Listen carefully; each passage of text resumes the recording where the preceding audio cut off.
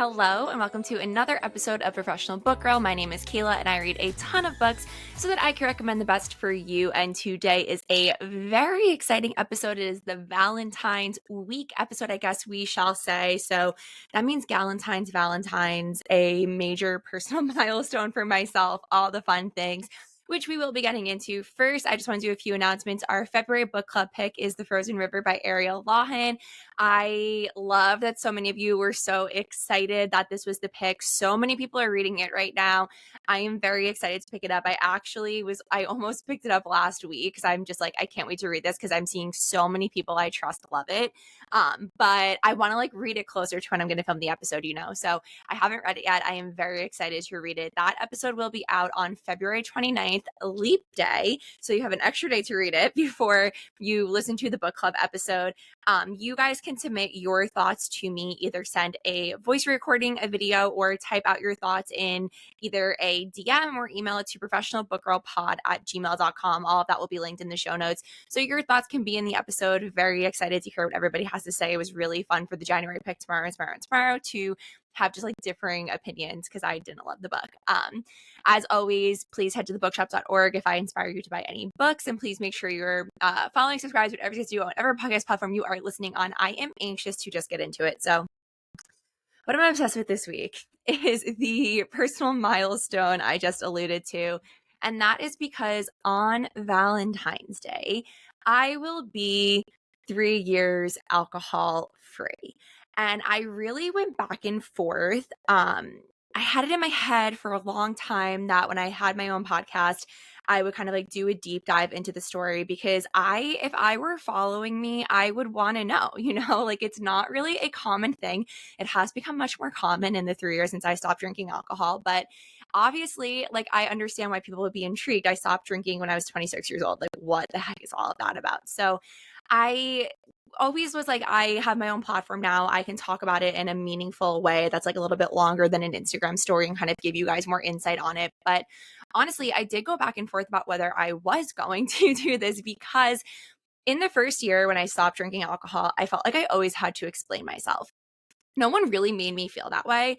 I will talk about people making it weird or things like that. But I just felt like I had to follow up with because my hangovers were so bad, or et cetera, et cetera, et cetera. And then last year when I hit 2 years, I spent the 2-year anniversary in Disney with my sister. And I went back and forth about, I knew I wanted to post on that day because I'm very proud of it. It is something I am the most proud of in my life. But I just didn't feel like I didn't want to explain myself, and I didn't want to tell the story. And I still feel like that. The story now is that I don't drink alcohol. My life is so much better without alcohol. And that should be the story. And it is the story. I don't really explain myself anymore.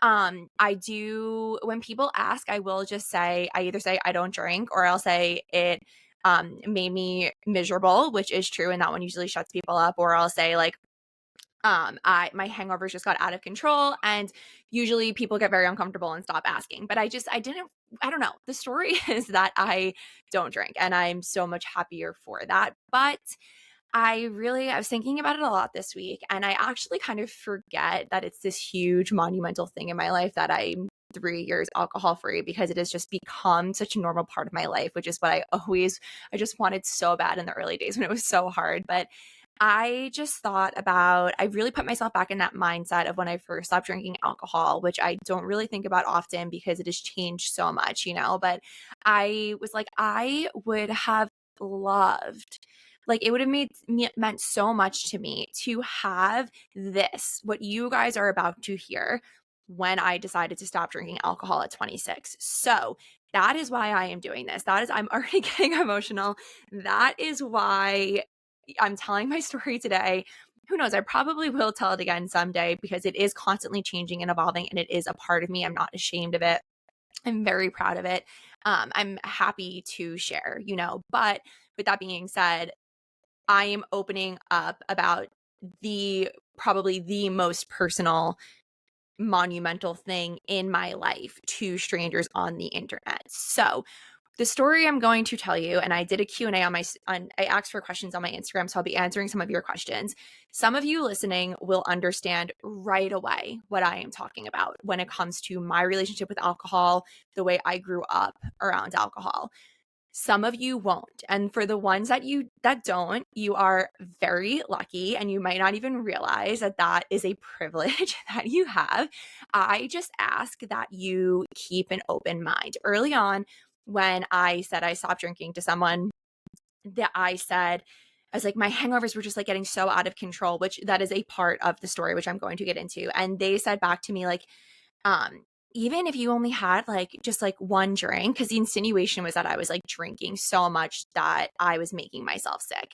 And I was like, yes, even if I only had one drink, because this person just fully did not understand what it was like for my body. We all have different relationships with alcohol, whether that is the environment that you grew up in or have found yourself in, your DNA, everything. So I just ask everybody listening, please listen with kind heart and be open-minded. I am sharing my truth, and part of that is that many things can be true at once.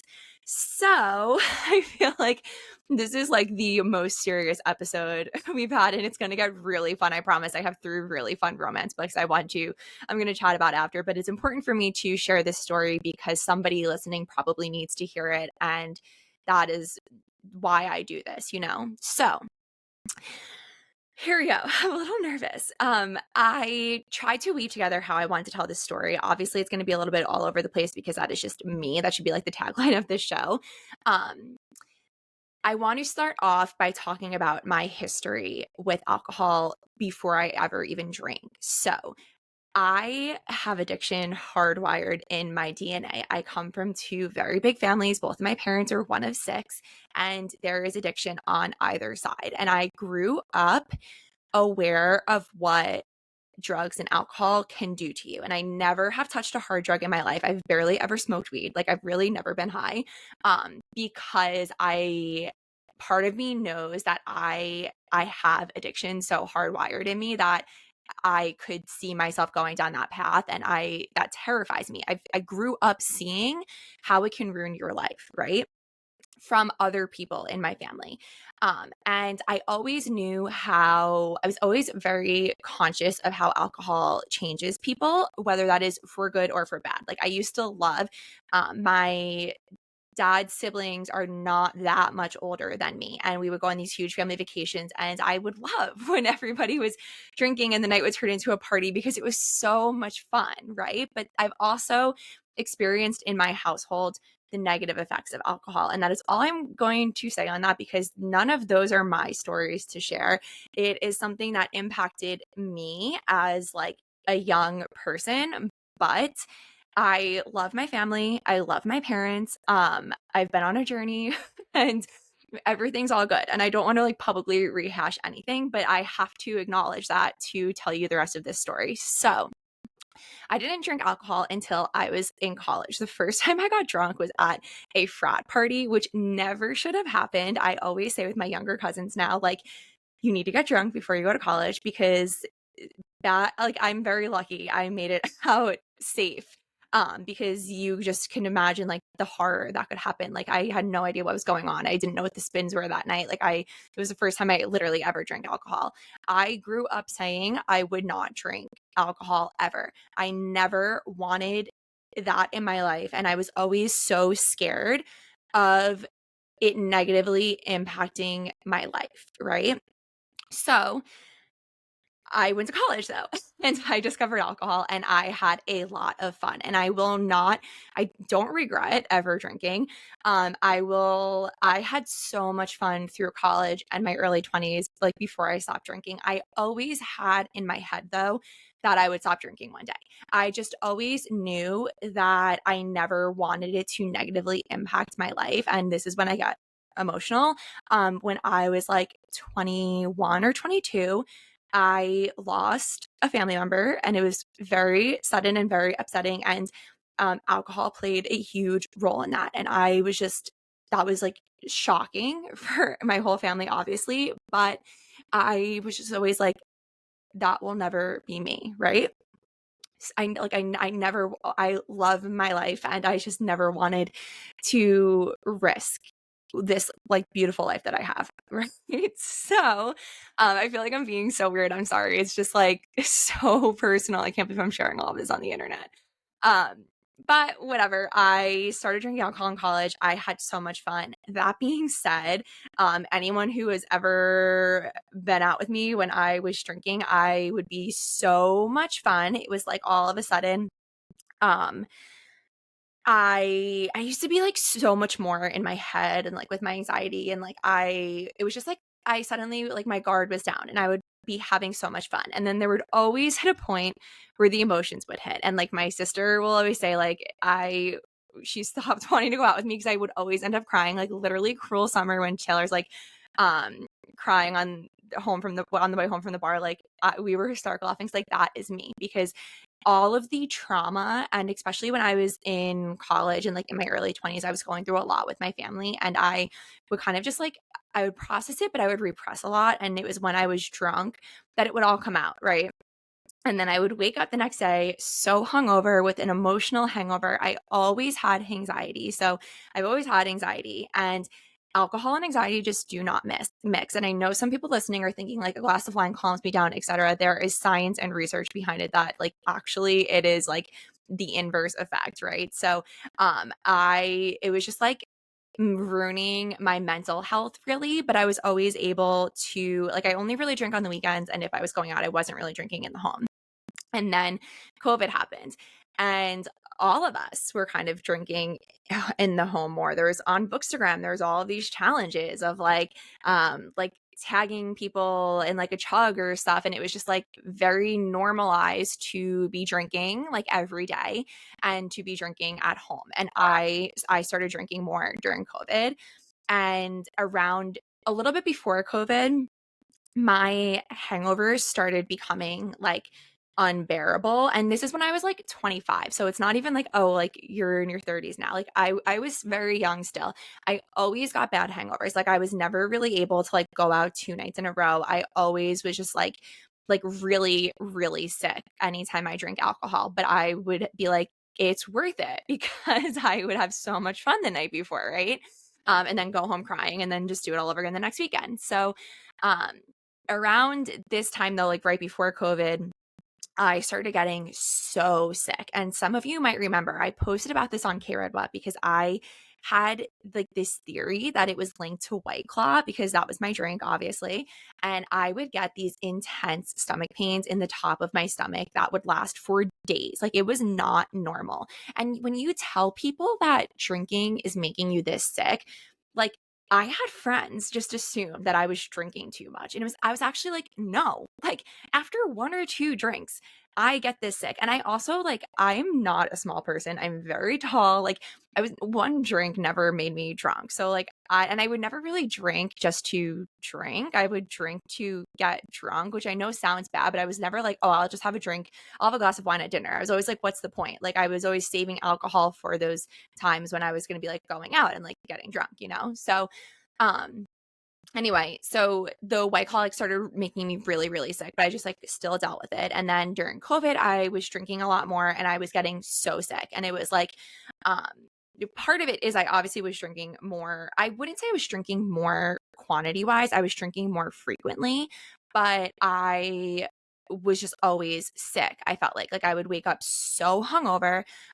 My stomach was just like never okay. I was like always throwing up. I always like I've learned recently it's kind of like a genetic thing, but like I always would black out like pretty much anytime I drank. Like that's just like how my body kind of like processed alcohol. And like I started thinking like before I stopped drinking early in February 2021, the last time I had a sip of alcohol was February 13th, 2021.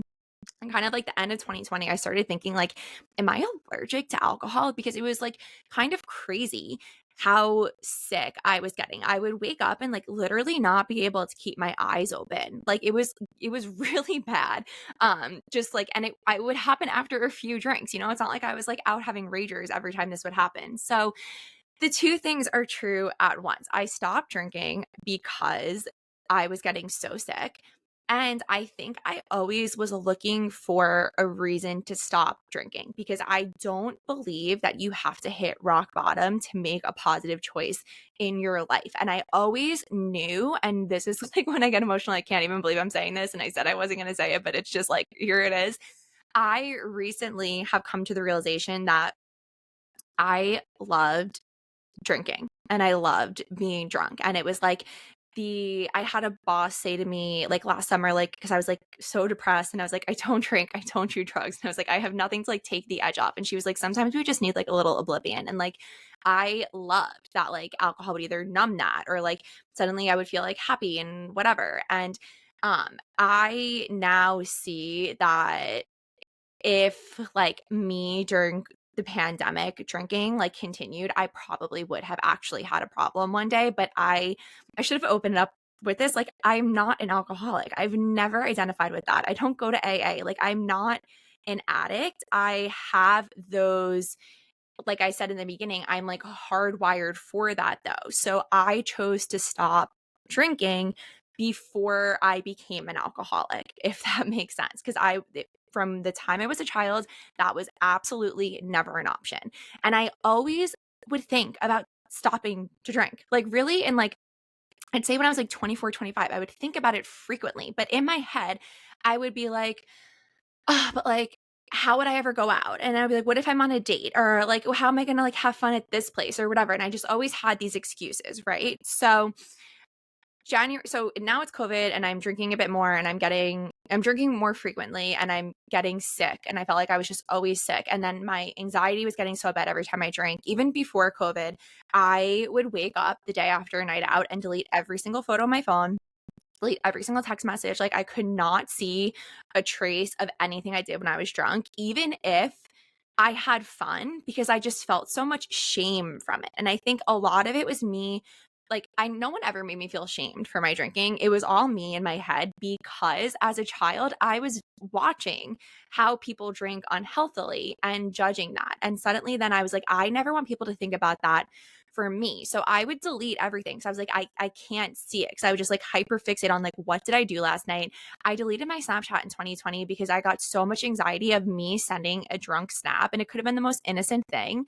And then someone opening that the next morning sober and then responding to me, and I would be like, I have no idea what they're talking about. Those of you who were here in the early Cared What days, I would post drunk stories all the time and then delete them when I woke up because I would be so panicked of like, oh my God, people are going to judge me for being drunk. And it was just so in my head. Anytime I went out to eat, it was torture because everyone would get a drink sometimes. Like, I never was really a drink during dinner person. But if we were all going to get a drink, I would sit there panicked the whole time because I would be like, for me to have just one drink was not an easy thing because it is like in my DNA, in my blood to crave more of it. And I am like that kind of with everything. Part of why I read so much, like, you can attribute that to an addiction. I have a literal shopping addiction. Like, if I'm having like a cookie, I'm thinking about the next cookie that I'm going to have. I'm thinking about my next meal all the time. That is just like who I am in my DNA. And so I would be sitting at the table and be like, I want another drink. But if I get another drink, are they going to judge me? Are people going to be counting how much I drink? Because I was very paranoid about like counting how much I drink because I didn't want people to think I was drinking too much. And it was just absolutely torture. Like, it wasn't fun, really. When I would go out and then people like, I would love when we were in a bar and like no one could keep track anymore of how much everyone was drinking because I was so paranoid that like my friends were monitoring me, which they weren't. But I was just so in my head about it. I never wanted to be perceived as having a problem, which I didn't. But it was because when I was younger, I was always watching how adults around me drink like that. I hope this makes sense to someone. So anyway, though, I started to actually dread drinking and going out because I knew that the next day days, it would last days a lot of the time. I would be so sick, so hungover. And I was just thinking to myself, like, why am I doing this? Like, it was stupid. So January 2021 hits and I decided to do a dry January. And I think I was just always, well, I kind of know now, I was always looking for a reason to stop. So dry January seemed like a good idea to me. And then in that dry January, I got COVID for the first time. And some of you may remember I was like documenting the whole thing. This was before vaccines. It was still, and it was like pretty scary. I was really sick. I had to be quarantined in my bedroom for 10 days. Like it was pretty intense. And during that whole time though, I was like, I'm so lucky that I'm so healthy and that this is just like not life threatening for me, right? Because this was still when like thousands and millions of people were dying constantly from COVID. So I was already doing dry January and then I was sick, so I wouldn't have been drinking anyway. And then January ended and I just didn't start drinking again. I just didn't really want to. And part of me was like, I just want to like see how long I can go. But then it was Valentine's. It was February 13th, 2021. And my mom came in and we had a Valentine's night with my roommates. And it was a fun night. I obviously blacked out, especially because I hadn't drank in over a month. Cried, of course, because that's what I do. And I woke up the next morning so sick. And I had written myself a note in my phone. And I said to myself, you liked being sober better. You like stop drinking. And that morning just was like, I'm not going to drink anymore. And the scariest part was that like I didn't tell anyone because part of me was like, am I making this a big thing and it's not? And I was just like, what if I like tell people, or I was like, what if I post about it and then I change my mind and I start drinking again, which you're allowed to do, right?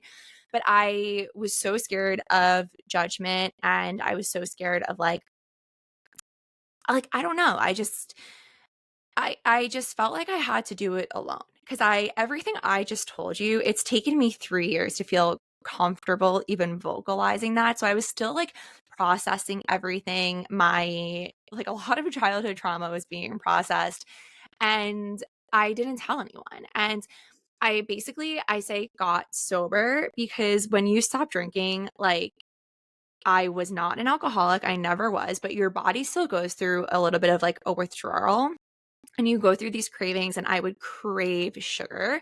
And I didn't know this going into it, but it's because when you drink alcohol, your brain is flooded with like artificial serotonin. So suddenly when you just stop, like your brain is looking for that serotonin hit, and comes through in like sugar cravings. So I actually like gained a lot of weight when I first stopped drinking because I let myself have those cravings. So I was like ordering insomnia cookies all the time. And I was just like, I became a dessert person. I never really was before.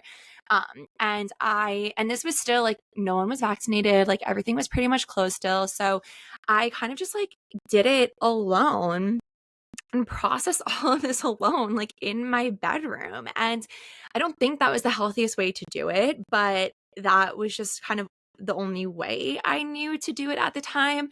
And then eventually, I think I told my mom first, probably. And then I remember when I told my roommate, who is one of my closest friends, and she actually mentioned it the other night because I was like, oh, like next week I'll be 3 years like alcohol free. And she was like, I remember we were in the kitchen, you're like, I have to tell you something. And she thought I was going to say I was moving out, but I was like, I'm going to stop drinking. And I like gave her kind of like this emotional half of what I just gave you because I still didn't even fully understand the reasons behind it. I just knew it was something I had to do.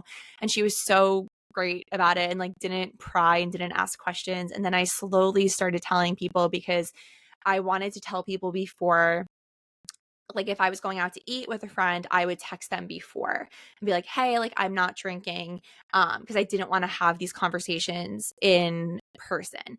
And I'm very, very lucky that everyone in my life, family and friends, were so supportive. No one made me feel weird. It was kind of just like, if that's what you need to do, then do it. And I know from conversations I've had that like my life is so much better without alcohol. Like this is the way I was meant to be living my life. I feel like a burden has been lifted off of me. Like I have enough shit to worry about. Like I don't need to worry about the hangovers and the like constant, oh my God, are people watching how much I'm drinking? And oh my God, am I going to have a problem one day? And etc. And it's just, I feel lighter and I think I'm a better person without it. And I've had friends acknowledge that, and that means so much to me. So yeah, that's my story. It was a bit easier because it was still the height of the pandemic, because I was able to become so confident in it when I was kind of still very insulated. I wasn't really going anywhere. I was only seeing very close friends and family. So by the time I fully re-entered the world, as like the world fully opened up, I was just so the way that I am now, like very matter of fact about it. Like I just say I don't drink, and like period. Like you don't owe anyone anything more than that. And people will probably be like, oh, are you an alcoholic? Or, oh God, like, did you go to rehab or something? And it's like, that's on them. It's not my job to like make people feel better for my positive decision that I made for myself. Right. So, it was, that is really kind of the hardest part. And obviously, I have to tie this back to Bravo. If you want to know what the kind of like fears around stopping drinking feels like, on this season of Real Housewives of Beverly Hills, Kyle Richards has stopped drinking. She actually, fun fact, follows me on Instagram. And when I was a year and a half sober, she liked my post about it, which was very exciting. And her explanations on the show make so much sense. I can relate to them. And the way that these women are questioning her and kind of like making fun of her almost for saying she's not going to drink is like very gross. And for me, as someone who stopped drinking for a lot of the same reasons that Kyle did, just like disappointing to see from some of my favorite housewives. But it is, you do have to be so confident with it because people are going to be weird about it. But when people are weird about it, that says so much more about them than it says about you. And that is what I always keep in mind. I recently had two weird experiences. I went to a birthday dinner at a place where it's like a bunch of courses come out, and it's like they just put bottles of wine on the table all night and it's unlimited drinks and whatever. And I said to the waiter, like, I'll have a Diet Coke. And he like was so weird about me not drinking and kept pushing it. And things like that really piss me off because I'm not, like, I'm going to say it again. I am not an alcoholic. I am not in recovery. I just made a decision for my life to not drink. And I can't imagine if you were in recovery and you were struggling and you to actually be like, oh, I'll have a Diet Coke at a table of people ordering alcohol takes a lot. And then to have the waiter make you feel weird about it. And I like laughed it off. And my friend whose birthday it was, she was like, I'm so sorry. And I was like, don't apologize. Like, it's this guy. And then I went out and I was like, oh, I'll have a cup soda. And the guy who was like getting the drinks was like, really? And I was like, I don't drink. Or I was like, I'll have a cup soda. I don't drink. And he was like, really? And I was like, yeah. And like, that was it. Like, I don't have to explain myself to anybody. Right. So a lot of that confidence comes with time. Now that I'm 3 years into this journey, it definitely wasn't like that in the beginning. Um, but I've learned that I don't need alcohol to be fun or outgoing or to have fun. I have more fun now because I remember it and I'm not miserable the next day. And I've learned to be confident without alcohol. And that to me is a greater accomplishment because it's just in the last 3 years, I have grown so much as a person. And I'm going to get emotional because, and I said this on my 1 year anniversary, and I just recently was rewatching that video.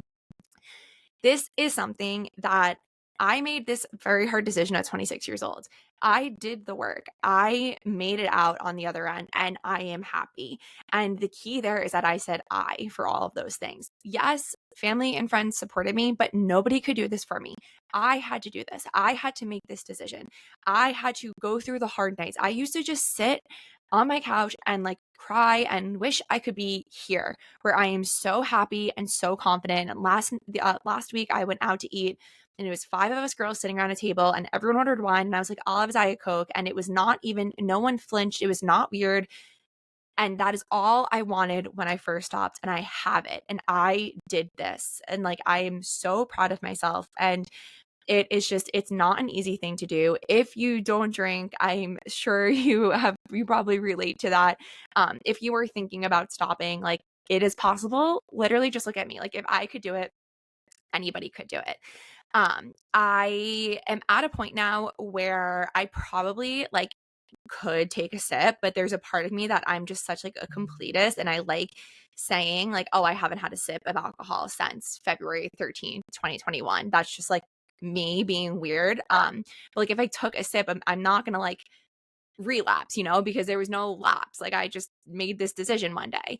And I do sometimes have dreams where I drink, and this is a common thing for people who stop drinking, and I wake up very upset that I had drank. And so that kind of tells me that in the beginning I was like, I'm just going to do 6 months and then see. And then 6 months came and I felt so good. And I was like, let me see a year. And then after the year is when I kind of was just like, yeah, like, I mean, I guess never say never, but I don't see myself ever drinking again because my life is so much better without it. I don't know how I hope that's getting across. Like I am such a happier, healthier, better person without alcohol.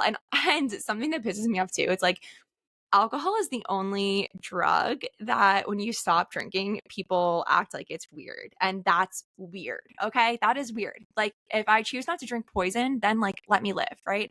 But yeah, so I just don't see I just don't see myself ever drinking again. Like, why would I give this up, And since I stopped drinking, it has kind of become more normalized. I feel like when I'm out, I see more and more mocktails on the menu. All these brands are coming out with non-alcoholic options. I'm actually very excited.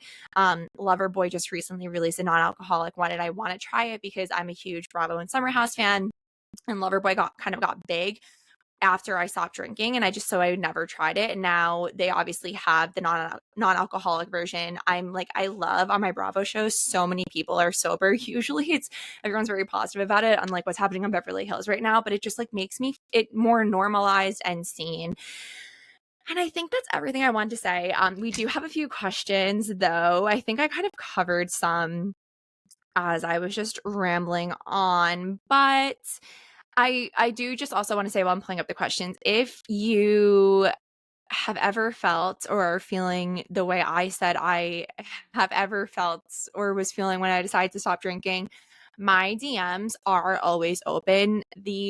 I'm so proud of so much of what I've built with K Redwatt and now with Professional Book Girl, but one of the like honestly top two things I'm most proud of is that other girls who wanted to rethink and kind of change their relationship with alcohol, we've kind of come together, and it is very hard sometimes to talk to people who don't understand it, and I understand it. So I am always here if you even just want to vent and like feel seen, because that was so important for me. Also, when I stopped drinking, I would go to the Instagram page of Sober Girl Society. Their founder stopped drinking also when she was 26, and it's kind of just a group of young women who also don't drink. And I would go through their posts and read the comments, and it just made me feel less alone.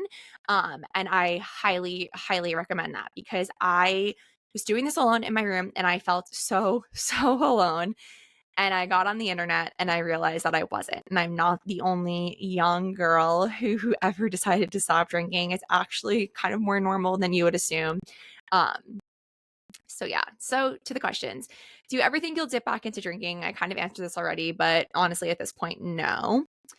How did you navigate telling others you weren't drinking when out for dinner, concert, etc.? So like I said in the beginning, I kind of just informed like the close people, like my people, but now I just say I don't drink.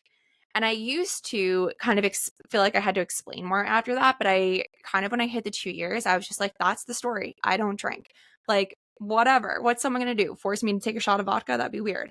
I recommend, especially in the beginning, coming up with a few not excuses but answers to have ready for when you're asked that, so you don't get uncomfortable and you don't feel like you have to dive into the full story. Just say like, oh, I'm taking a few weeks off, or I want to try not drinking, or like, oh, like my anxiety has been bad, I'm just like taking a break, just like whatever. Like have those answers ready. But then I feel like I'm now at this point in my life where like people just know I don't drink, and it just is what it is. This came up a few times. What health benefits did you get when you stopped? So when I stopped, I was eating a lot of sugar, like I said. So I think I got unhealthy first. But for me, like the only like health benefits have been mental.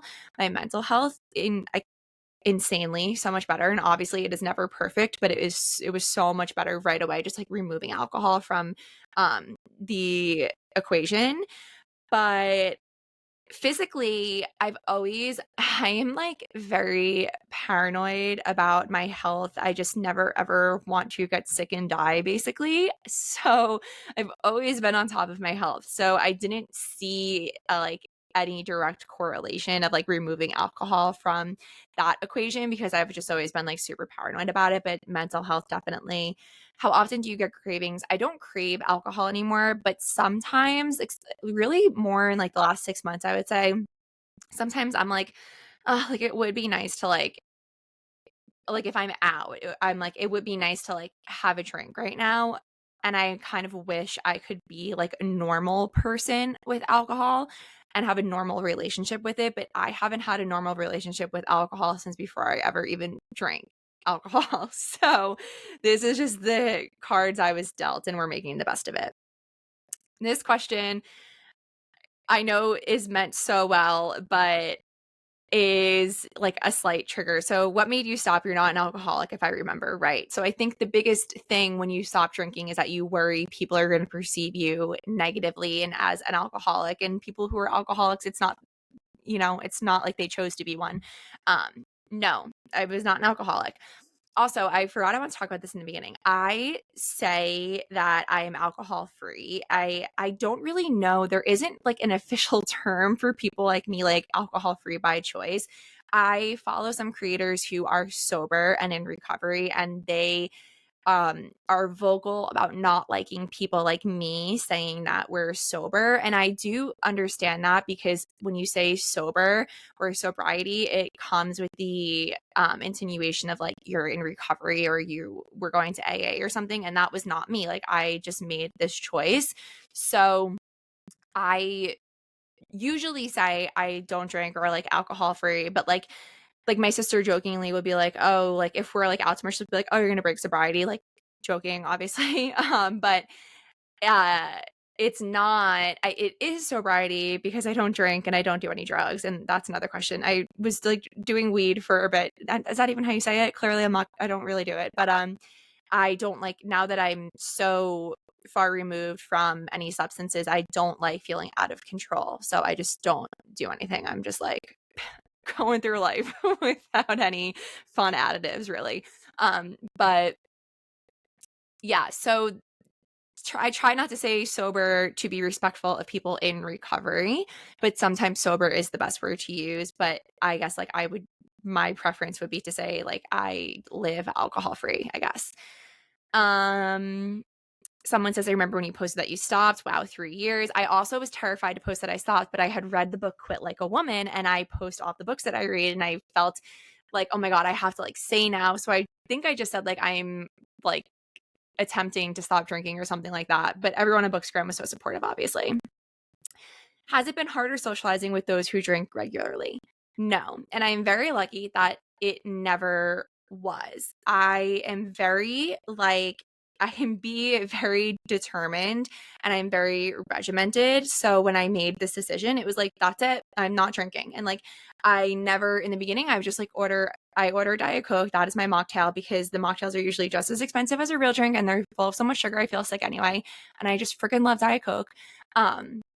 So I don't struggle with that. Like I've been out, like in bars. I was out a few weeks ago. I sit at dinner tables where people are drinking. I'm around alcohol all of the time. That did not change. I have no problem being around alcohol. It's not like I'm going to be tempted because I'm not an addict. But the only thing that has changed is that my threshold for the amount of time I can spend around drunk people has changed. So usually everyone hits a certain level and I'm like, I am so not on this level. And I will like put myself to bed that's when I go home. But other than that, like I still have so much fun. Like a perfect example is every year my family goes out east to a cidery and it's the like annual, like everyone gets fucked up day, and I'm obviously the DD, and I love that day, and I'm probably one of the few sober people in that building, but I have so much fun with my family on that day. I love it. And like I'm very lucky that I can still be around it in that way, and not feel weird or ostracized. But a lot of that comes with time and confidence, and being very lucky that I have people around me that are not like my siblings will joke and be like, have a drink, but like I think they like me better like this too. So yeah, it's all about like people are going to make it weird, but that says more about them, and you just have to stay true in what you know is best for you. This has gone on for so long, but I'm almost done. Lots of questions about mocktails. Like I said, I don't really drink them. I do that Sleepy Girl mocktail, which is like tart cherry juice, club soda, and magnesium powder at home sometimes. When I'm out, I always have a Diet Coke, but if I'm like out at a bar, Diet Coke is just like not really great there. So I will sometimes instead do club soda with lime, and then it just looks like a vodka soda. I've tried the non-alcoholic beers, not really a fan. I've done non-alcoholic wines. Honestly, it's kind of trippy because it just like brings me back to when I was drinking. So I just like having Diet Coke.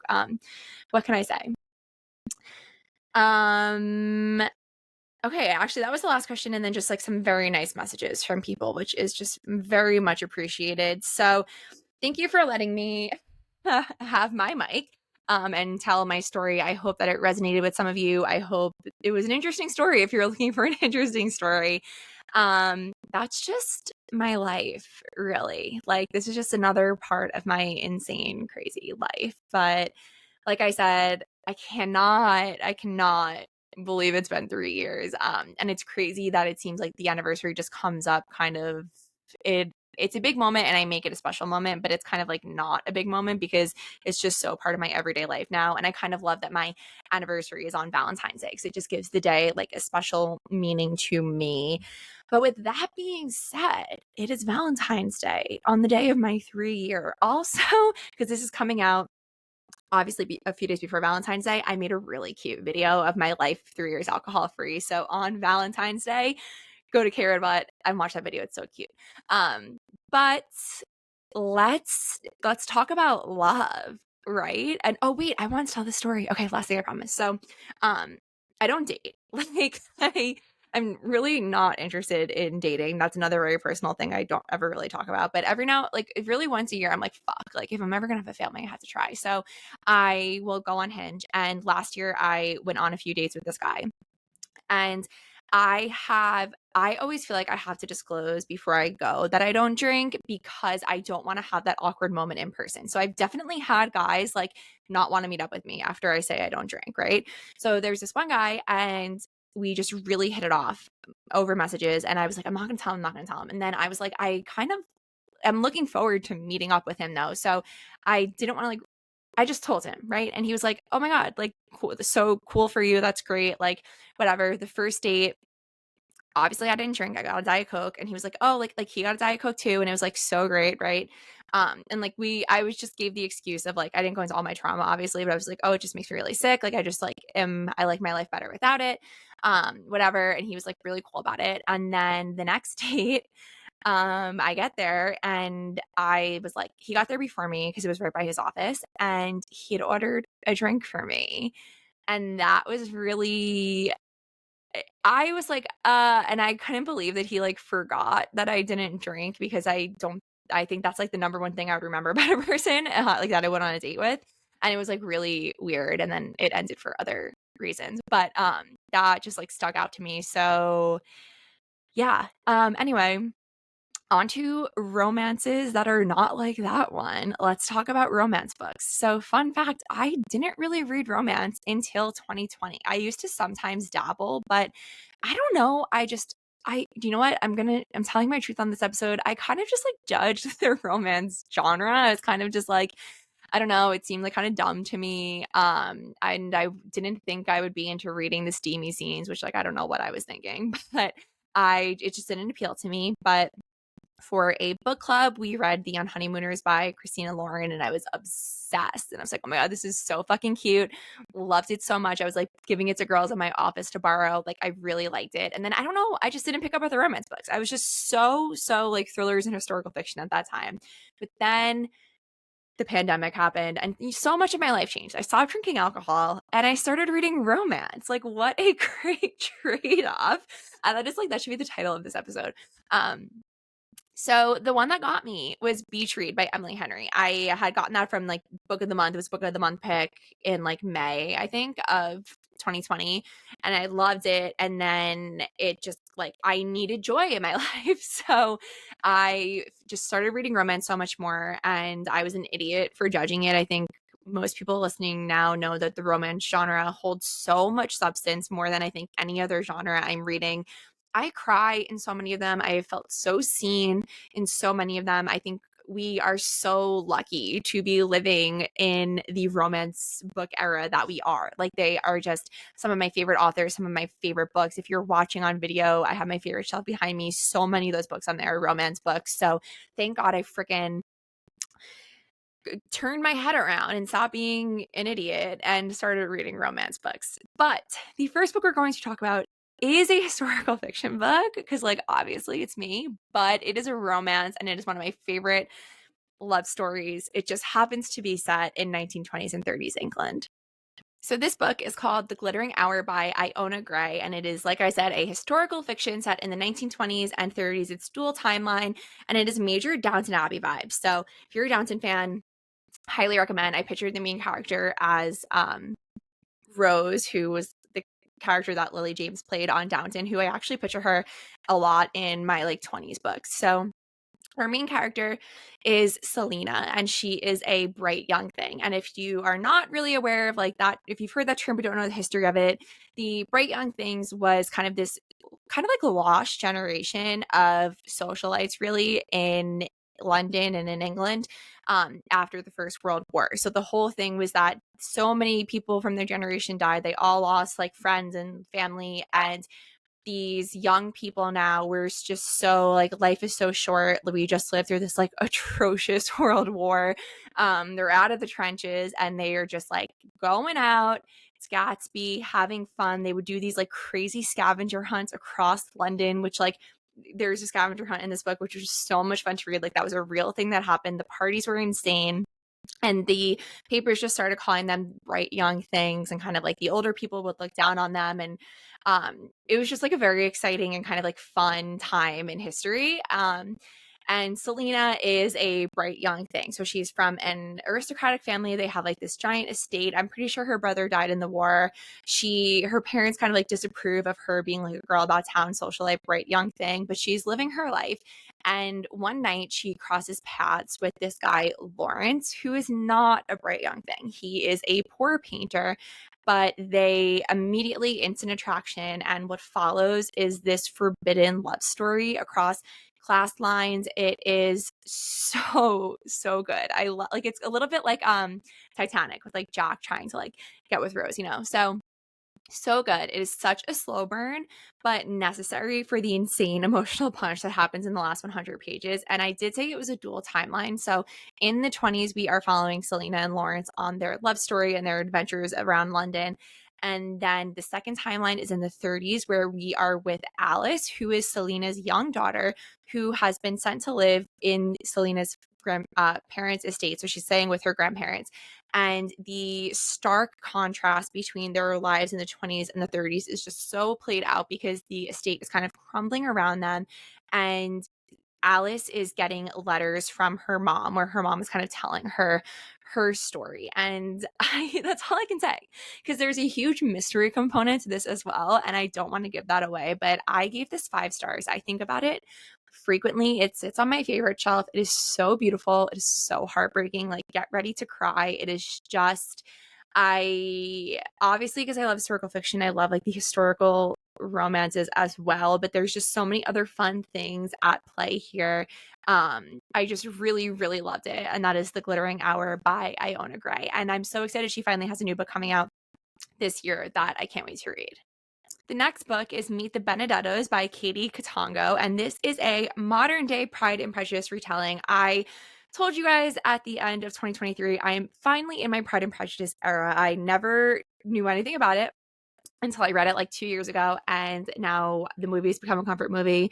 I know who Mr. Darcy is. I know we love him. And Eligible by Curtis Sinfield, which is also a Pride and Prejudice retelling, was one of my favorite books of 2023. I read it kind of around Thanksgiving time and just loved it so much. And so when I picked this one up, I didn't realize it was going to be another modern day retelling, but it is done so differently. So they both stand like very much separate. I will say though, I loved Eligible so much that I gave this book 4 stars, but the experience was kind of hurt by my comparing it to how much I loved Eligible. But this is a really interesting take on the story. So we're in Hollywood, and the Benedetto family are influencers, and they had a show like the Kardashians that ran for 3 seasons. It reminded me more though of Pretty Wild, which is Alexis Nyers and the famous Nancy Joe.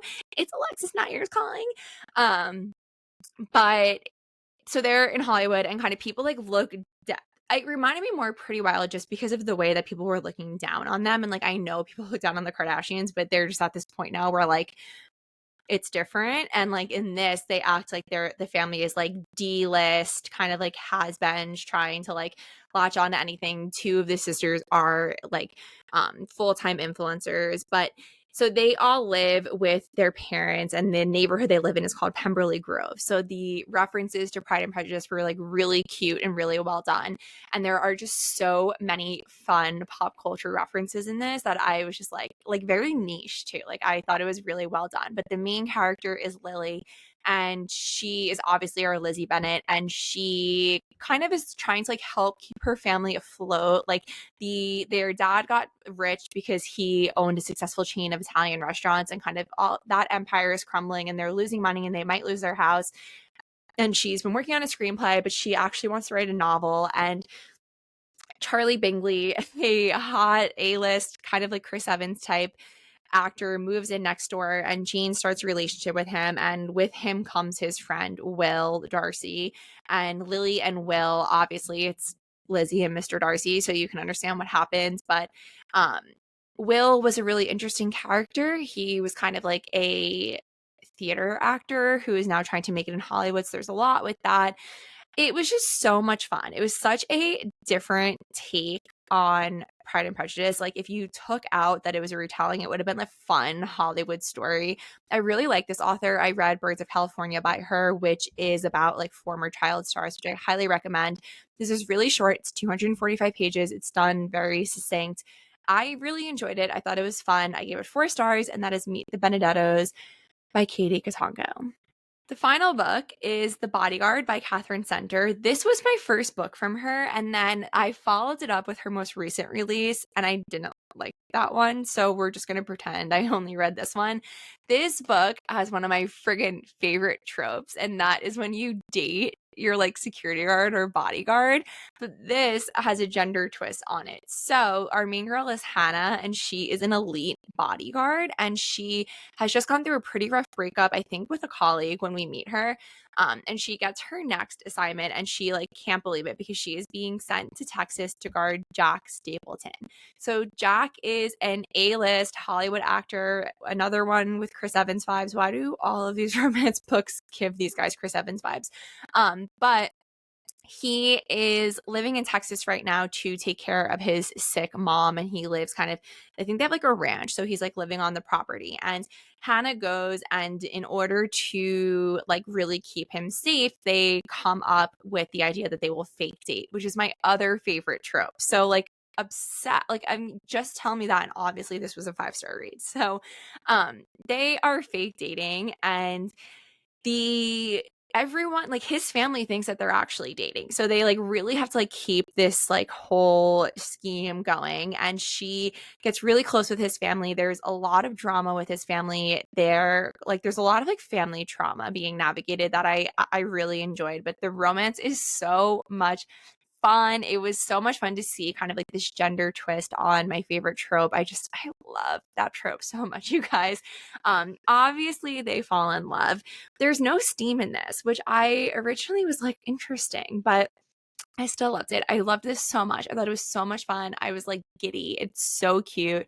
Um, yeah, I feel like all of these 3 reviews were a little bit short, but I can't really say much more about them without spoiling. So I gave that 5 stars. I loved it so much. That is The Bodyguard by Katherine Center.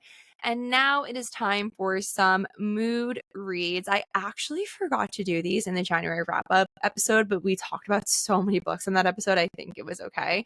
But so here are a few mood read requests. Just a reminder, you can drop these when I post to the Instagram story, or sometimes in my feed, I'll post taking mood read requests where you tell me what you're in the mood to read. And we went over this with my sisters, prescribe the right word.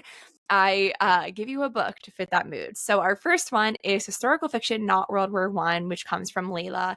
And I would say Mary Jane. This takes place in the 70s. It's kind of not up and coming of age story about a young girl named Mary Jane who lives in a very strict household, and her kind of more bohemian neighbors take in this famous musician couple for the summer, and she's nannying the daughter, and she discovers music in a time where it's the 70s. So this music is just so special, and I loved Mary Jane so much. I love that book. I don't think it gets enough hype. It deserves so much more.